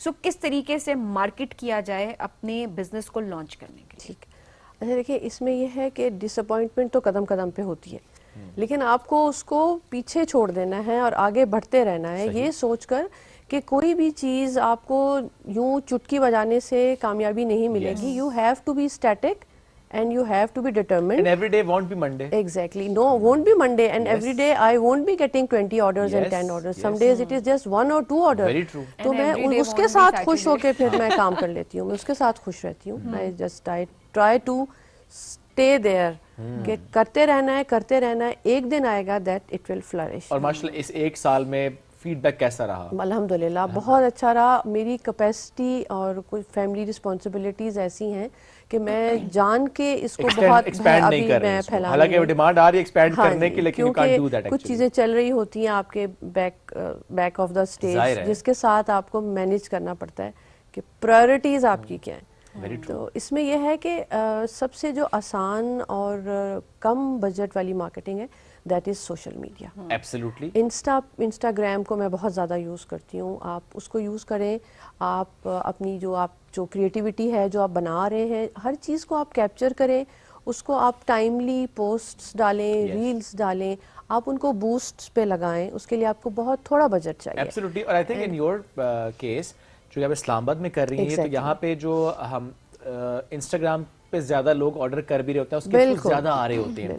सो हर जगह के डायनामिक्स थोड़े डिफरेंट होते हैं, क्योंकि एक दफा हमें किसी ने बताया कि अगर आपने इस्लामाबाद में बिजनेस करना है, प्रमोट करना तो इंस्टाग्राम, अगर आपने साथ ही रावलपिंडी में करना तो आपने टिकटॉक पे करना है। So that's a difference. आप आपने उस मार्केट के अकॉर्डिंगली देखना है कि आपकी विसिनिटी में कौन सा प्लेटफॉर्म, कौन सी एज ब्रैकेट वो ज्यादा यूज कर रही है, किस टाइम पे ज्यादा यूज हो रहा है। तो अगर आप वो समझ जाएंगे, आप उसके थ्रू मार्केट करेंगे तो आपकी चीज चलेगी। जिस तरह ये फूड से मुतालिक आपने जिस तरह का जो and the more marketing you are doing in on social media, आपको आपका बनता जाएगा, ऐसे ही आहिस्ता है। आहिस्ता फॉलोअर्स बढ़ते जाएंगे और ऐसे देखिए वर्ड ऑफ माउथ भी है ना। आप मैं हूँ किसी जगह पे मैंने ऑर्डर किया, मैं कहूँगा जी पॉट लक से ही ऑर्डर करें आप, वहीं से आपने खाना मंगवाने आज। अच्छा, इसमें कॉस्टिंग का थोड़ा बताएं कि बहुत से खवातीन कहते हैं जी कॉस्टिंग करना हमारे लिए इसलिए डिफिकल्ट हो रहा है बिकॉज हमें नहीं पता आज चिकन का रेट 450 रुपए है, कल 500 होगा, किसी और दिन क्या रेट होगा। स्टैंडर्ड रेट रखना है अपनी डिश का। वेजिटेबल्स है, रेट रोज चेंज होगा, प्याज आज महंगा है, आज सस्ता है। सो कॉस्टिंग कैसे आप मैनेज करते हैं? बिल्कुल, बहुत अच्छा सवाल है आपका। उसमें ये होता है कि अब जैसे आपको याद होगा कुछ दिन पहले टमाटर जो थे वो they were the kings of the food, तो तब मैंने वो चीज़ छोड़ दी जिसमें वो ज़्यादा डलते थे। फॉर दैट होल वीक मैंने, जैसे चिकन कढ़ाई बहुत अच्छी जाती है, it is everybody loves it, तो वो फिर मैंने उसको एक वीक के लिए छोड़ दिया था। बिकॉज अगर मैं महंगा लाऊंगी, मैं बनाऊंगी, तो then I have to sell it accordingly. और आपका कस्टमर ये नहीं समझता कि आपके साथ क्या चल रहा है। और दूसरा ये कि आप डेली के बेसिस पे, वीकली बेसिस पे प्राइसेस को नहीं हिला सकते। आपको एक सर्टेन सेट रखना पड़ता है चीज़ को, और with the passage of time 6 monthly 3 monthly आप चीज़ों को बढ़ाते, थोड़ा थोड़ा करके बढ़ाते। और की पॉइंट यही है कि आपने ये जहन में रखना है कि आपको प्रॉफिट बेस्ड आप नहीं रखेंगे अपनी पॉलिसी को। अच्छा, बिल्कुल भी शुरू में आपको मिनिमम प्रॉफिट के साथ चलना है। पहले आपको अपना नाम बनाना है, और मे बी आप कॉस्ट टू कॉस्ट भी शायद शुरू में जाना पड़े आपको, और जितना प्रॉफिट आपको मिल रहा है उसी प्रॉफिट से आपने आगे जनरेट करना है आगे। और दूसरा ये कि आपकी जो मार्केटिंग है, आपके बारे में अच्छे कमेंट्स अगर आ रहे हैं, आपको लोग पसंद कर रहे हैं, वर्ड ऑफ माउथ से आपके 4 कस्टमर से 10 कस्टमर बन रहे हैं, दैट इज योर प्रॉफिट। ये आप that is your profit. Yes, वो प्रॉफिट है, बड़ा दुरुस्त आपने कहा। ये वो आपका प्रॉफिट है।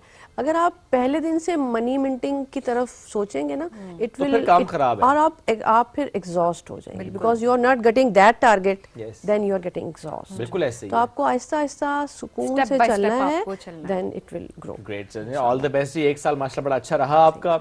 आपके हाथ में वाकई बहुत टेस्ट है, आपने बड़ा दुरुस्त का वो माँ के हाथ का टेस्ट है ना, वो एंड खाना में माशाल्लाह। अल्लाह आपको और इज्जत दे, इस तरह से आप इसको लेकर चले आगे। और ज़रा आपने बड़ा अच्छा ही कहा कि जो जिम्मेदारियां होती हैं ना उनका भी एहसास होता है, तो आप एक लिमिट तक एक्सपैंड करते हैं। ये भी नहीं होता कि आप कहेंगे नहीं मुझे इतना एक्सपैंड करना है कि बाकी जिम्मेदारियां खत्म हो जाएं या आप मुतासर हो जाएं, तो वो भी आप नहीं कर रहे होते। At the same time costing हो, मार्केटिंग हो, तो आपने बड़ा अच्छा से एक्सप्लेन किया। And you know every day you learn, चूंकि ज़ाहिर है ये मार्केट है, डिजिटल मीडिया एंड एवरीथिंग, तो आप रोजाना की बुनियाद पे वो खवातीन जो कि आज बैठ के स्टार्ट करेंगे, हाँ, पर आप करें तो सही, स्टार्ट तो करें, चैलेंज आएगा, it's okay, you will overcome that challenge, और आप और मजबूत होके आप आगे बढ़ जाएंगे। हिना साहब, thank you very much for joining us today, great having you. हम बढ़ेंगे नाज़रीन एक ब्रेक की तरफ, ब्रेक वापस आएंगे, रहिए साथ। ये है राइजिंग पाकिस्तान।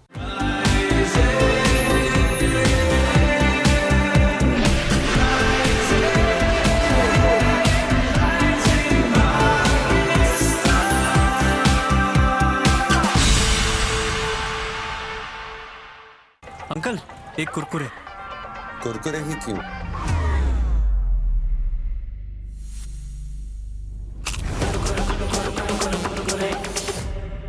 ऐਵੇਂ तो नहीं ना फिर। Crazy for Kurkure.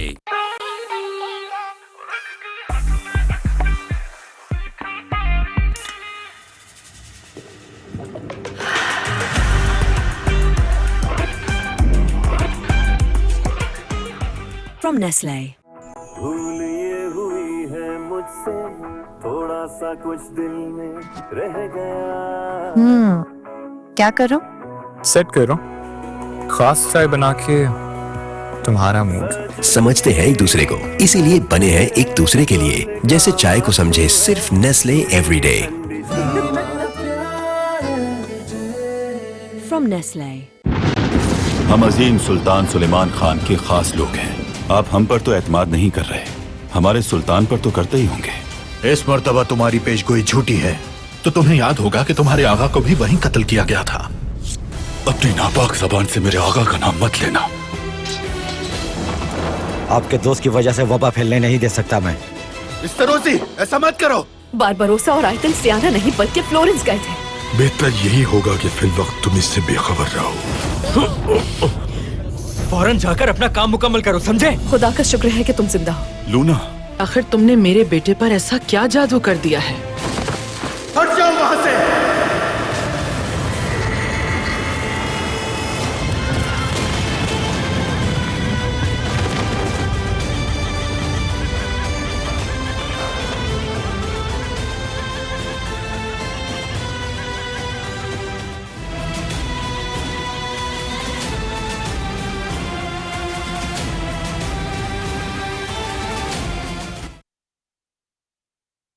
अंकल एक कुरकुरे।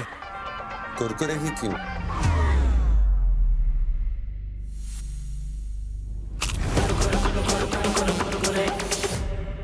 ऐਵੇਂ तो नहीं ना फिर। Crazy for Kurkure.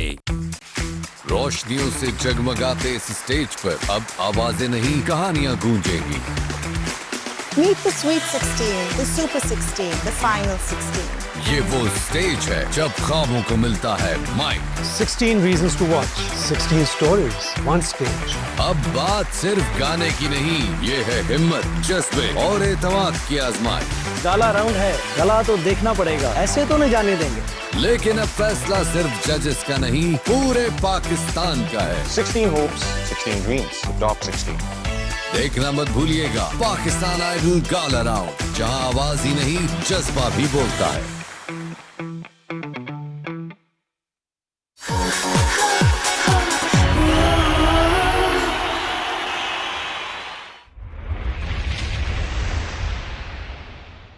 Golden Pearl का Nutri-Serum वाला Healthy White Advanced Care Moisturizing Lotion.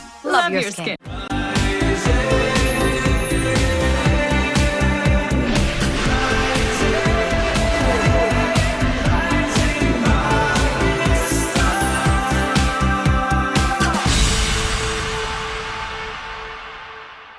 Welcome back. Rising Pakistan में एक बार फिर कहते हैं खुश आमदीद। अक्सर हम ड्रामों से मुतालिक जब बात कर रहे होते हैं, उसकी कहानी से मुतालिक बात कर रहे होते हैं, सो कुछ ड्रामे ऐसे होते हैं जिससे मुतालिक हमें कहते हैं कि बहुत ही डिफरेंट मौजू पे ड्रामा लिखा गया है और ज़बरदस्त वो ड्रामा है, उसकी बड़ी पजीराई हो रही होती है। कुछ ड्रामे ऐसे हैं जिसपे मुतालिक हम ये राय रखते हैं कि अच्छा वो एक ही तरह का ड्रामा और उसके बाद एक सेम ड्रामा, सिर्फ किरदार बदल गए, यानी एक्टर्स बदल गए, लेकिन कहानी शायद वैसी ही है। उस पर अगेन एक राय आती है कि चूंकि जी बिक रहा है ड्रामा, लोग देखते हैं, उनकी डिमांड है, और समटाइम्स तो ये डिमांड आती है चैनल्स की तरफ से, मीडिया हाउसेस की तरफ से भी कि हमें स्पेसिफिकली इस तरह का ही ड्रामा चाहिए, इसी तरह की कहानी चाहिए। सो आज एक ऐसे राइटर ने हमें ज्वाइन किया जिन्होंने मुख्तलिफ चैनल्स के लिए काम किया, ड्रामे लिखे, जदीद मौज़ूआत पे उन्होंने काम किया, हसास मौज़ूआत पे उन्होंने काम किया माशाल्लाह। सो आज हम उनसे पूछेंगे कि क्या वाकई प्रेशर एक राइटर के ऊपर होता है कि अच्छा इस तरह का लिखना है कि नहीं, वो खुद से लिखते हैं, उनको होता है कि नहीं वाई समबडी शुड डिक्टेट कि ये प्लॉट होना चाहिए, या कि ये जरूरी भी होता है। आज इस मौजूद पे बात करेंगे। We have with us Sheikh Fasiuddin sahab, उनको करते हैं वेलकम। अस्सलाम वालेकुम जी, कैसे हैं? अस्सलाम वालेकुम, thank you very much. Sheikh sahab ठीक ठाक है? जी बिल्कुल, अल्लाह का शुक्र, मैं बिल्कुल ठीक हूँ। ग्रेट। क्या चल रहा है आजकल? एज यूजुअल, एक राइटर को लिखने के अलावा कोई और काम आता भी तो नहीं है। आज किस तरह की कहानी पे इस वक्त काम?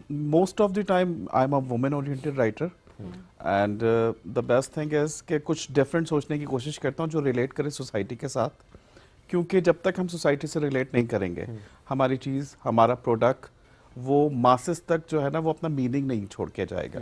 एक यादगार चीज़ें तभी डेवलप होती हैं जब आप रिलेट कर सकें किसी के साथ, और मेरी कोशिश यही होती है। सो वुमेन ओरिएंटेड ड्रामा से क्या मुराद है? Women centred. थोड़ा सा एक्सप्लेन करें, कोई एक कहानी जो आपने लिखी है जो आपको लगता है कि वो डिफरेंट थी। मेरे टॉपिक्स हमेशा डिफरेंट रहे। ओके। क्योंकि मेरा पहला टॉपिक था एक ऐसी लड़की शादी होके जो अपर क्लास से मिडिल क्लास में आई है और उसको पता ही नहीं था उसका एनवायरनमेंट क्या है, और उसको उस फैमिली के अंदर ब्लाइंड होना था, और ये बहुत मुश्किल काम होता है एक लड़की के लिए। बट जब वो अंडरस्टैंड करना शुरू करती है तो जो चीज़ें बुरी लग रही होती हैं वो खुद ब खुद आपके अंदर सरायत करना शुरू करती हैं, और फिर आप जो है खुद ब खुद उस माहौल का हिस्सा बन जाते हैं। क्योंकि एक बहुत इंपॉर्टेंट चीज़ है कि एक लड़की जब ट्रैवल करके आती है ना अपने घर से ससुराल, वो उसका घर है, तो घर को बसाना उसी वक्त होता है जब आप उसको अपनाते हैं। तो जब आप किसी चीज़ को अपनाएंगे तो उसकी खूबी और खामियों के साथ अपनाएंगे, और जब ये दोनों चीज़ें हो जाती हैं तो घर बन जाता है। ये जर्नी थी उस औरत की। ओके। अच्छा, क्या माशरे में क्या एक पॉजिटिव चेंज ऐसी स्टोरीज लेकर आती है? मैं इस कॉन्टेक्स्ट में सवाल करूँ क्योंकि लोग यही कहते हैं कि वुमेन सेंटर्ड ड्रामाज होते हैं, सिर्फ ये वही सास बहू, वही घरेलू मामलात, सारे वही सब कुछ दिखाया जा रहा होता है, और कहते हैं कि माशरे पे इसका कोई पॉजिटिव इम्पैक्ट नहीं आता। स्टिल अभी हम बात करें तो बड़े ज़बरदस्त मौज़ूआत पे बात होना, हसास मौज़ूआत पे ड्रामाज बनना शुरू हो चुके हैं, and we really appreciate that कि कम से कम बात हो रही है इन इश्यूज़ पे। और वहीं पर पैरेलल जब इस तरह के ड्रामास चल रहे होते हैं जो कि बस घरेलू एक ही ड्राइंग रूम के अंदर बन रहे हैं, वही डायलॉग्स हो रहे हैं, वही बात हो रही है, इसका क्या इम्पैक्ट होता है? अच्छा, सबसे इंपॉर्टेंट चीज़ जो मैं डिस्कस करना चाहूँगा, dimension, your thought, your thinking dimensions. जब आप उसको देखें, लव स्टोरीज एक ही होती हैं कि एक मर्द ने दूसरी औरत को पसंद किया और उन दोनों के दरमियान मोहब्बत जनरेट हो गई। अब उसकी डायमेंशंस आप लोग क्या सोचते हैं? सोचने की डायमेंशंस, देखने की डायमेंशंस, फिर एग्जीक्यूशन डायमेंशन। तो ये आपका जो प्लॉट होता है ना, ये आपको यूनिक बनाता है। सास बहू एक यूनिवर्सल ट्रुथ है। दो औरतें एक घर में रहेंगी और वो उस मर्द को शेयर करेंगी, एक से वो पैदा है और एक से बच्चे पैदा करेगा। ये बहुत इंपॉर्टेंट चीज होती है। तो ये एक ऐसी स्टोरी है जो कि हर घर से रिलेट होती है, चाहे वो लोअर मिडिल क्लास हो, चाहे वो मिडिल क्लास हो, चाहे अपर क्लास हो, चाहे लीड क्लास हो। शादियां सब जगह होंगी, सब जगह बहू शादियों के ससुराल आएगी और उस किचन को सास के साथ उसको शेयर भी करना है। तो कहानियां वहीं से जनरेट होती हैं। बहू तो शेयर करना ही नहीं चाहती किचन, बहू तो किचन में जाना ही नहीं चाहती। हाँ, ये देखिए बात ठीक चाहने में और मैंने एक दफा मुझे किसी ने कहा था कि उसको एक्टर बनना है, तो मैंने कहा किसी चीज की चाह करना और उसके काबिल होने में फर्क होता है। तो चाहत तो किसी भी चीज की जा सकती है, उसको मुकम्मल होना एक अलग चीज है ना। सुबह उठने का दिल नहीं करता, बहुत सारे लोगों की चाहत होती है कि वो सोए रहे, लेकिन उनको काम के लिए उठना पड़ता है, आना लेकिन पड़ता सास है। बेटी को नहीं उठाएगी, बहू को उठाएगी। ये वाला पॉइंट बिल्कुल ठीक अच्छा, ये अब डायनेमिक्स चेंज होती जा रही है, हो रही है, चेंज हो रही है। अब वो वाली सासें नहीं रही जो कि ये बात दुरुस्त है, जो बहुओं से कहती थी कि तुमने सुबह 5 बजे उठना है, उसके बाद नाश्ता बनाना है, ये करना है, ये करना है। अब क्या होता है, अब क्लॉकवाइज बहू खुद उठती है, ओह मेरे जिम का टाइम हो गया है, ठीक है, उसकी रूटीन है। यस, तो जाएगी ना, साथ लेकर जाए ना, सास के लिए भी रूटीन जरूर चले। मैं तो कहती हूं कि एक हेल्दी एक्टिविटीज होनी चाहिए, क्योंकि एजुकेशन देखिए सेल्फ ग्रूमिंग बहुत जरूरी है। अगर वो अपना ख्याल रखती है तो वो एक सेहतमंद औरत ही एक बेहतर माशरे को तश्कील देगी। मैं इसको बुरा नहीं कह रहा, चेंजेस कहीं से भी शुरू हो वो बेहतर होती हैं, ठीक है। एटलीस्ट उन फजूलियात से तो हम बाहर निकल गए ना, जहां पर एक खाली दिमाग शैतान का घर हुआ करता था कि जी खाना बना के रख दिया, अब क्या करें, सिर्फ लड़ें। ऑफ कोर्स नहीं, सिर्फ पूछे बार कब आप घर आएंगे, घंटे बाद फिर कॉल आ जाए, फिर आधे घंटे बाद फिर कॉल आ जाए और मैसेज में ये भी लाना, ये भी लाना, ये भी लाना, ये भी लाना। आपने 36 चीजें लड़ी, 37वीं चीज आपकी रह गई, उस पर लड़ाई होनी है। अच्छा, वन ऑफ माय फ्रेंड, उसकी जो मैरिड लाइफ थी वो ऐसी थी कि उसकी जो मिसेस है वो खुद जो है वो गिफ्ट ऑर्डर करती थी ऑनलाइन, खुद उसको रैप करवाती थी, सब कुछ खुद करने के बाद जब कोरियर आता था तो उसको रिसीव भी खुद करती थी और वो हस्बैंड से कहती थी आप जाके ले लें, वहाँ फला चीज रखिए, और जब वो ला कर देते तो कहते thank God what a surprise. तो ये फैंटेसीज भी आजकल डेवलप हुई है। ये तो सोशल मीडिया की वजह से ज्यादा हुई है ना। अच्छा, ये फैंटेसीज का सबसे बड़ा जो ड्रॉबैक आया है ना, वो ये आया है कि हम लोग रिश्तों को भूलते चले गए जा रहे हैं। फैंटेसाइज इतना ज्यादा हम लोग करना शुरू कर दिया है। अच्छा, ये मीडिया आप लोग ड्रामा में दिखाते हैं कि अगर आप बहुत ज्यादा फैंटेसाइज कर रहे हो किसी चीज को तो उसका एंड क्या होगा, बट लोग इनिशियल तो देख लेते हैं, मिड पार्ट भी देख लेते हैं, एंड में पता नहीं शायद लाइट चली जाती है उनके घर की या क्या होता है कि उसका नतीजा तो देख लो। आपके हस्बैंड के पास जिससे आपकी शादी होने जा रही है, तो फॉर गॉड सेक वो 10 लाख का जोड़ा तुम्हारी जिंदगी नहीं बनाएगा जो शादी वाले दिन तुमने पहनना ही पहनना है। सही बात है। आपके कंपेनियन आपके साथ कितना पॉजिटिव है, कितना वो आपके साथ चीजों को डाइजेस्ट कर सकता है, कितना वो आपके साथ एक बेहतर हेल्दी लाइफ गुजार सकता है, दिस इज वेरी इंपॉर्टेंट। और जब तक आप उन तमाम चीजों को ओवरकम नहीं करेंगे ना कि ये भी चाहिए, ये भी चाहिए, ये भी चाहिए, क्योंकि ख्वाहिशात हमेशा ड्रॉबैक की तरफ लेकर जाती हैं। सही बात है। और ये एक ऐसे नेवर एंड है, क्योंकि डिजायर्स नेवर एंड। ये तो उसमें कोई दूसरी राय नहीं है जी, वो एक चीज आप लेंगे, फिर उससे बेहतर चीज लेंगे, फिर एक और चीज लेंगे, so it's a never ending process. I think it's fine. मुझे ये चीज वैसे ठीक लगती है। उसकी वजह ये है कि आपको जिंदगी का अगला मकसद मिल जाता है, बजाय इसके कि आप उस चीज में कंफर्टेबल हो जाएं। ये होता है कि ठीक है आपने एक चीज अचीव की, फिर आपने अपना एक गोल सेट किया, फिर आपने एक गोल सेट किया, आप प्रोडक्टिव रहते हैं। Dzire productive. अब डिजायर्स में ये तो ना हो कि मेरे पास इस डिजाइनर का भी जोड़ा है, उसका भी होना चाहिए, अब उसका भी होना चाहिए, फिर जो है मुझे इसी जो है इंटीरियर डिजाइनर से अपना घर डिजाइन करवाना है। अपने हस्बैंड की पॉकेट तो देख लो। ये बात बिल्कुल ठीक है कि ये वाले डिजायर्स की बात कर रहा हूं। प्रोडक्टिव डिजायर्स डेफिनेटली देखें, अगर आपके पास पैसा है तो ये तो हमारा दीन भी कहता है वो नजर भी आना चाहिए कि आपके पास पैसा है, बिल्कुल आना चाहिए, लगाएंगे in a good way of course. एक यहाँ पर एक और मैं बात कहना चाहूंगा कि मैं एक ट्रैवल कर रहा था तो मेरे साथ मेरा फ्रेंड भी था, तो मैं वहां पर ड्यूटी फ्री से कुछ परचेज कर रहा था अपनी नीज वगैरह के लिए, और मैंने उससे कहा कि अच्छा है ले लो, तो कहने लगा मैं बुक्स क्यों ना लेकर दूं, कुछ सीखेंगी। सही बात है, बिकॉज बुक्स एक ऐसा गिफ्ट होता है जो कि आपको सिर्फ और सिर्फ जब आप खोलोगे तब वो आपको वो सब कुछ देगा जो उसके पास पढ़ने वाला भी तो हो ना, वरना वो सिर्फ किताब रखेगा सजावट के लिए। नहीं, ये अब हैबिट्स होना चाहिए जो खत्म होती जा रही है। पूरा माहौल बनाना है ना, आप खुद पढ़ेंगे, आपके आसपास एक माहौल डेवलप होगा, सब पढ़ेंगे। अच्छा फसी साहब, आजकल जो मौजूद जिस पे हम अक्सर बात करते हैं कि पहले नहीं उस पर ड्रामे बनते थे, अब बन रहे, जैसे रेप पे देखें आप, जिस तरह से आजकल एक ड्रामा चल भी रहा है, पहले इस तरह से इतनी ओपन डिस्कशन और इतनी अवेयरनेस के पर्सपेक्टिव से हमने ड्रामे नहीं देखे। अब अच्छी बात यह है वो ड्रामे बन रहे हैं, लोग देख रहे हैं, एजुकेशन एक्सट्रीमिज्म के पर्सपेक्टिव से बात की जाए तो अब उससे रिलेटेड भी ब्लास्फेमी के ऊपर बहुत सारे ड्रामास, ये वो लफ्ज हैं जो कि आज से कुछ साल पहले हम टेलीविजन पे बैठ के नहीं इस पे बात कर सकते थे। I just say a single thing is alpha आए, फिर जेन ज़ी आए, अब आई थिंक एक और कोई आ रहे हैं, जेन बीटा आने वाले ना, तो हम 26 पे आने वाले हैं, 25 खत्म हो रहा है, और जो बातें डिस्कस हो रही हैं ये पहले अगर डिस्कस हो जाती तो यहाँ तक नौबत ही ना आती, क्योंकि किसी भी चीज को कभी ना कभी तो वो कहते हैं ना ओवरफ्लो होना है, जब ओवरफ्लो होगा तो वो बाहर निकलेगा, और जब वो बाहर निकलेगा तो सबको दिखेगा। तो अब नौबत यहाँ तक आ गई है। तो क्यों नहीं बनाए पहले ड्रामे आपने ऐसे? फिर मैं उस वक्त पैदा नहीं हुआ था। सर 18 साल तो हो गया ना ड्रामे बनाते हुए। अच्छा, एक और सबसे मेन चीज ये कि सेंसर पॉलिसीज उस वक्त नहीं हमें अलाउ करती थी। ठीक है। इनफैक्ट कि हम वो वर्ड्स भी यूज नहीं कर सकते थे जो अब बहुत इजीली यूज कर रहे हैं।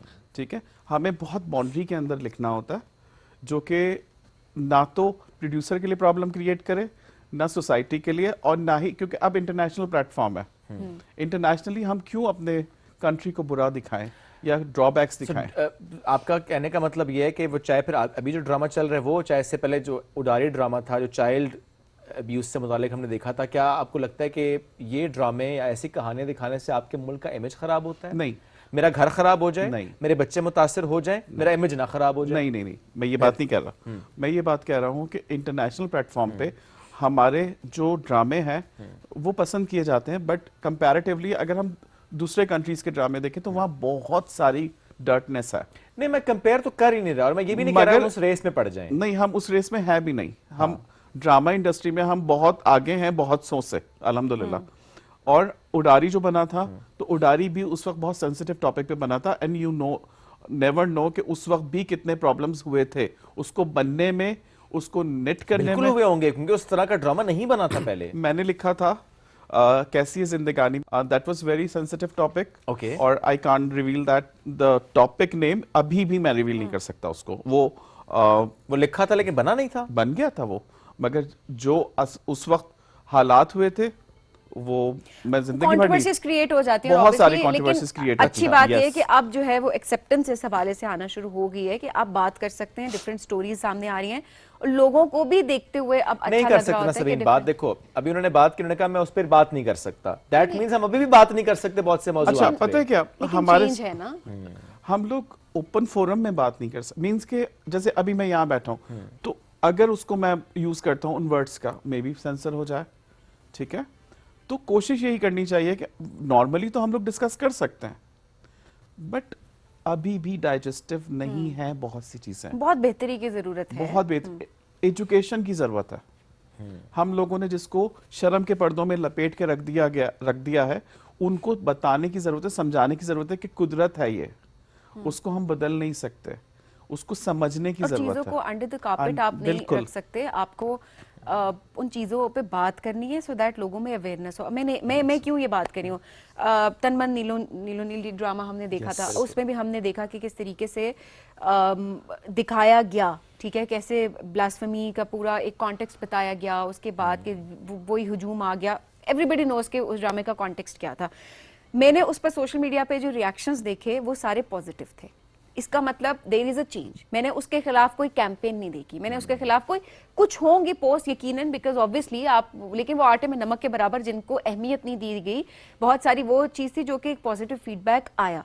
द पॉइंट इज हम जब बात करना शुरू होंगे, जब ये इश्यूज को बेहतर तरीके से लिखा जाएगा, उनको अच्छे तरीके से डायरेक्ट किया जाएगा और स्क्रीन पे प्रेजेंट किया जाएगा, तो लोग उसको एक्सेप्ट करते हैं। तो ये बहुत जरूरी है कि इस तरह के टॉपिक्स को बात किया जाए, इनके ऊपर लिखा जाए। अच्छा, एक और चीज, जब हम किसी भी सोशल कॉज को लेकर आते हैं, because this is a social drama, ठीक है, हम बहुत से बाउंड्रीज के अंदर कर रहे होते हैं उसको, क्योंकि वो चीज आप दिखा ही नहीं सकते जो एग्जैक्टली वो ट्रोमा, वो तमाम सिनेरियोज और वो तमाम वो कहते हैं ना कि पूरी एक ट्रेल चलती है।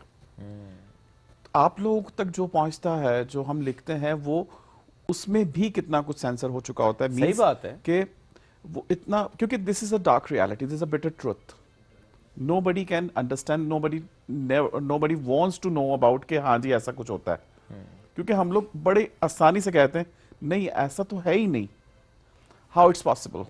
लेकिन चूंकि वो हो रहा है तभी वो ड्रामे का हिस्सा बन रहा है, क्योंकि कहीं ना कहीं से तो ख्याल आया ना, उसको कहीं ना कहीं से तो आपने कंसीव किया होता है आइडिया। अच्छा फैसल साहब, इसमें एक्टर्स का कितना इंपॉर्टेंट रोल होता है? बिकॉज मैं देख रहा था अभी जो ड्रामा चल रहा है उस पर फैसल कुरैशी ने कहा, मैं उनका इंटरव्यू देख रहा था कि उन्होंने कहा कि नहीं, चूंकि इस कैरेक्टर की डिमांड है एक नेगेटिव कैरेक्टर, तो मुझे नहीं चाहिए कि एंड पे मेरा एक अच्छा इमेज जाए, इट्स ओके मैं एक नेगेटिव के साथ जाऊंगा बिकॉज इस कैरेक्टर की डिमांड है। इसी तरह से गौहर रशीद उन्होंने भी कहा कि चूंकि एक डिमांड है कैरेक्टर की, तो पहले वो नहीं माने फिर वो मान गए। Ehsan Khan, it was very tough for him to do that character, लेकिन उन्होंने किया। तो बहुत से कैरेक्टर्स जो कि हमारे बड़े इंपॉर्टेंट एक्टर्स हैं, वो कहते हैं कि नहीं हमें ये करना है, चैलेंजिंग है, उसकी वजह से बैशिंग भी होगी, बिकॉज हमारे यहाँ आवाम ऐसे कैरेक्टर्स को जाके सुना भी देते हैं कि आपने क्या कर दिया, ये कि वो कैरेक्टर होता है वो, तो लेकिन वो फिर भी करते हैं। So what do you think, actors का भी अलाइन होना स्क्रिप्ट के साथ कि वो ये ना कहें कि नहीं इसको चेंज कर दें, हमारा अच्छा इमेज एंड पे आ जाए, ये कितना जरूरी है? एक्टर को एक्टर होना चाहिए। Very true.